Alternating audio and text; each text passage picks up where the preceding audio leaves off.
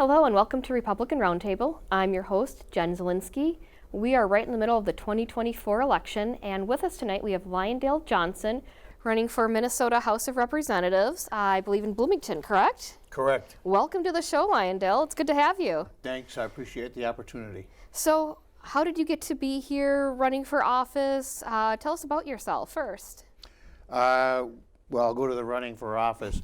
I was sitting on my couch for the last year, kind of partially retired, and I couldn't stand what was going on at the state legislature, and things that I don't think are respectful to the rest of the general population. And at the 12 hours before the close of filing, I decided I'd file. Last minute. Yes. That's amazing. Tell us a little bit about your history. You've lived in Bloomington for a couple of years now, but that's not all where you lived completely. No, I've lived in the metro area all but a year and a half. Okay. Year and a half I lived out in Portland, Oregon for just a short period of time. I grew up in North Minneapolis. Okay. I went to the Minneapolis Public Schools. I have owned a home with my ex-wife in South Minneapolis. I owned a home in Brooklyn Park by myself, and have lived also in Hopkins. So a number of areas. The Lions is from my years as a member of the Lions International. Oh, cool. What did you do with Lions International? I was on the executive team for the Brooklyn Park Lions for every year but the first year I joined, and worked my way all the way up to be the president of the club and the Lion of the Year just before I moved out to Oregon.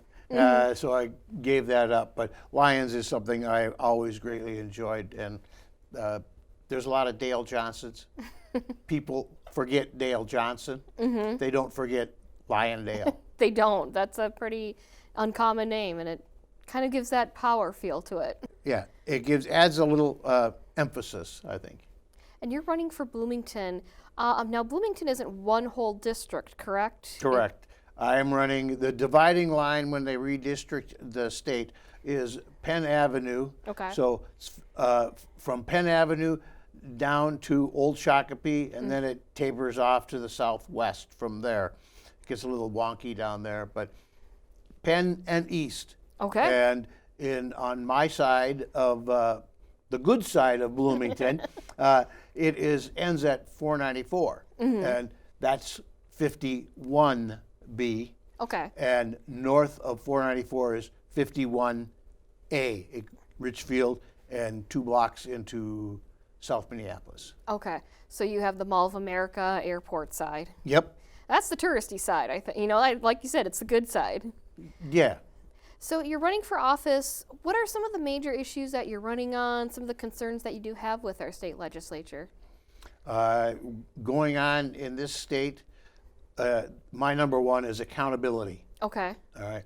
In the last couple of years, more than just 2, there has been nearly $500 million in fraud. Oh, wow. Okay, people don't know No. because it doesn't get covered in the local media, and nobody wants to pay attention to politics. You know, I'm busy walking the dog, I'm golfing, I'm doing whatever, I'm going to dance practice. The fraud is out of control, and no one is being held accountable for that fraud in the state offices. It took the federal government coming into Minnesota because some of the funds that were stolen through fraud were federal money. If the federal government had not come in, the state government, Keith Ellison, Attorney General, and Governor Walz would not have done a thing about it because they actually got money, contributions from the people who did the fraud. Absolutely. And then they decided they better return it. But it was the Feed My Future, aptly named, My Future, when it was supposed to be going feeding children. And before that, it was a daycare fraud. Yes, I remember that. They had daycares and turning in invoices for kids that they weren't no kids. There wasn't there. And just recently, $10 million in Medicaid fraud, where they were billing the state for delivering people to their appointments, and there weren't. Oh. And some friends that are in the legislature, people that I respect, they tell me that there is, what we know of so far is not the end. There's more. But the state of Minnesota said, the head of the Health and Human Services, we're not going to punish anybody. We're looking at it as a learning opportunity or a teaching opportunity. If you don't make people accountable, it's just going to go on. And the legislative report that just came out, which is nonpartisan,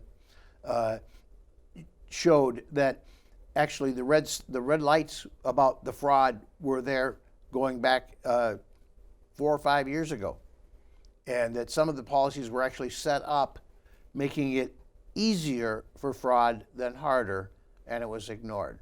Well, I didn't work in the public sector. Well, I did a couple of times, but mostly I spent my life in the printing business. And if your printing company doesn't make money, you go out of business. Yep. And if somebody steals from your printing company, you lose money. Yep. And people get talked to. Yeah. And it seems that in the state of Minnesota, under the Democrat rule, and they had complete rule in the last 2 years, nobody wants to be accountable. The accountability spreads to education, which is a topic that I think Major a lot of issue. people are interested in. Now, in the Democrat mindset, we need to fully fund education. What does that mean? It means that I don't want to describe that. I just want to take more money. Yep. Because you can never fully fund.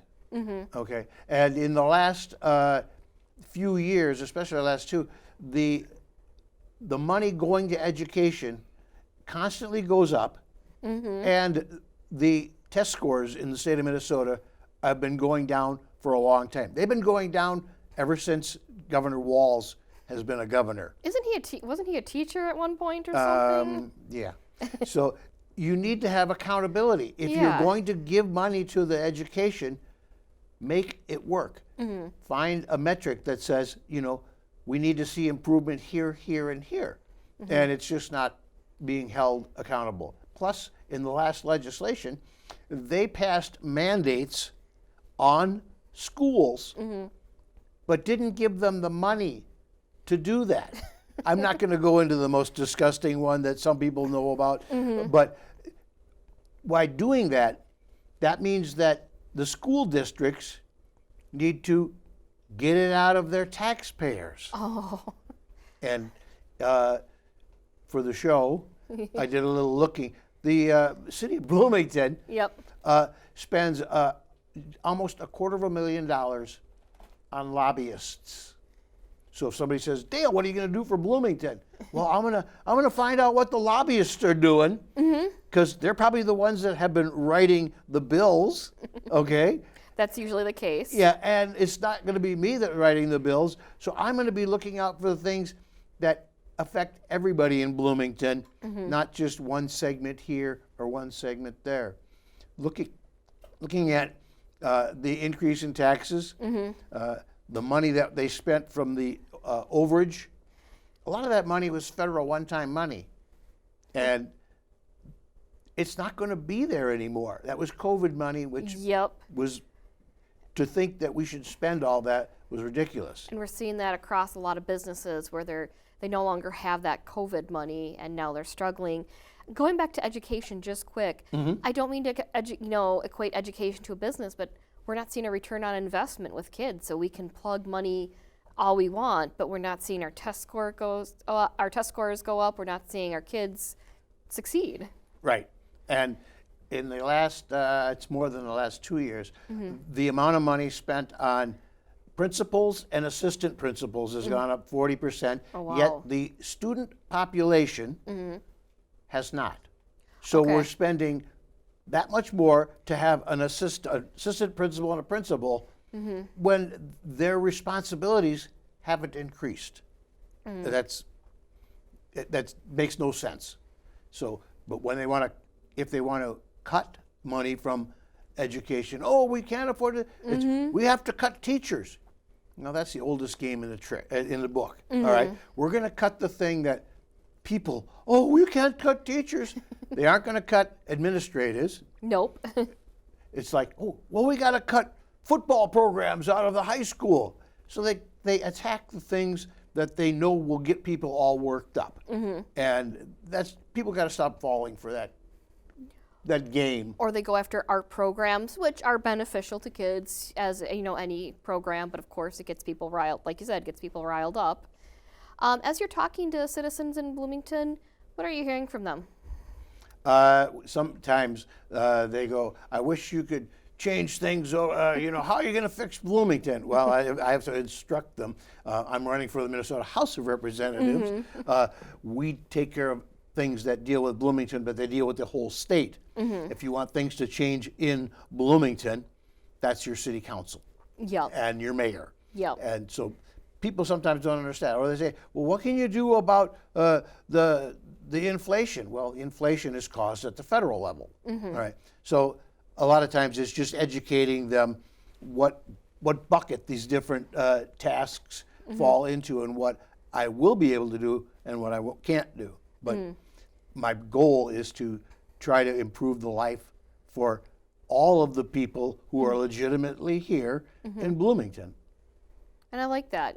That's your main goal, whether they fall Democrat, Republican, somewhere in the middle, somewhere way on the end of the right or left-hand side. It's they're a citizen. They obviously look to their leaders, and you want to be one of their leaders. I am the grandson of 4 people who immigrated from Europe. My mother's parents came from Hungary, and my father's parents came from Sweden. So my parents are first generation in the United States. My ex-wife and I adopted twin boys from Moscow, Russia in 1993. Oh, wow. So I spent 10 days there seeing what a socialist society is and what a communist society looks like. So my sons are immigrants, but they are legal immigrants. Yes. It's easier when you're adopting than the process. That's a total different bag of worms, immigration. But I think that right now, the unchecked immigration is causing a lot of problems. In Bloomington, it's enhancing the amount of money that has to be spent in the education. Okay? When 90% of the kids in education have been taught English at home, the teacher doesn't have so much problems. When 40% of the kids don't know English, now you are going to have to hire people who can teach them English. They're not hearing English at home, and they are holding back the classes. So education's a wild open thing. Yeah, and it sounds like there's a lot of areas for improvement, across the whole state, not just in Bloomington, but across the whole state. I think we could look at, my sons went to school in Minneapolis, and they went to a Montessori school. So it was Minnesota Public, but it was a Montessori school. There was only one in the Minneapolis public schools.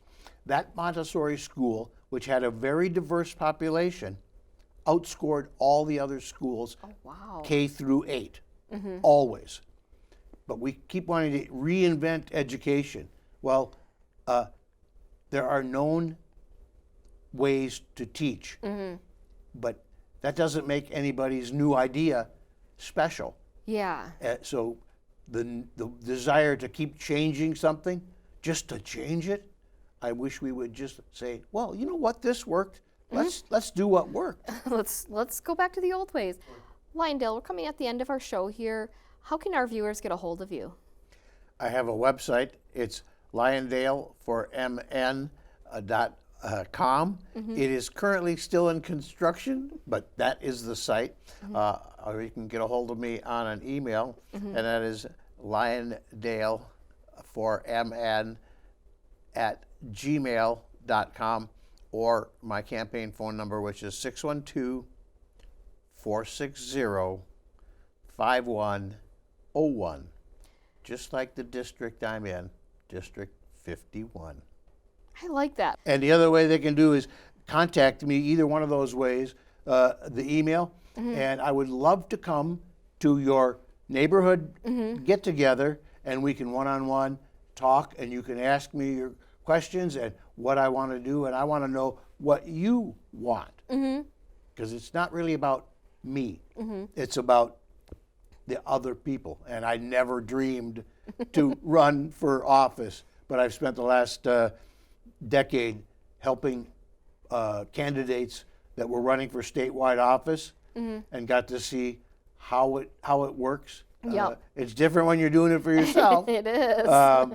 And it was never a dream, but it's I'm doing it because I just got really fed up with the direction it was, and I don't think anybody or very few people ever grow up thinking I want to be a politician, and it wasn't a goal. Yeah. But if not me, who?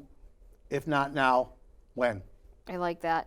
One more time, just for our viewers, you're running in which district and what area is that? It is District 51B, Okay. and that is Bloomington, the big part of Bloomington. I'm learning that there's a little fight between the two sides of Bloomington, but so that is East Bloomington, east of Penn Avenue. Okay. All right. A lot of people are thinking that East Bloomington is east of Highway 35, and not according to the state of Minnesota. So if you want to know, you want to vote for me, or who's your representative, if you're east of Bloomington, I'm your guy, and I would love to represent you, and I would love to come and talk to you. Well, thank you for being on. Thank you. I wish you the best. Well, it's interesting. Yes. Thank you for joining us on Republican Roundtable. We appreciate it, all our viewers. It is time to register to vote if you haven't yet already. We want you to participate in this election. We interview these great candidates. Remember to register, and by the time you view this, it might be time to early vote, or otherwise you can vote in November. Thank you for joining us.